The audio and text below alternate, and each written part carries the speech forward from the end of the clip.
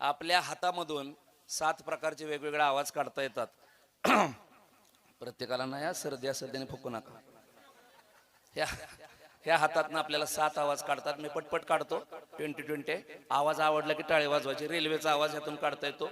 सगळं चाबुगुबू वाजवा येतं, गुबुगुबू वाजवा येतं, ॲम्ब्युलन्स सगळं खेळणी गुमकं डुअल्बी पिल्बी सगळं इथंच आहे. सुरू करू का? DJ Kishore, are you ready? DJ.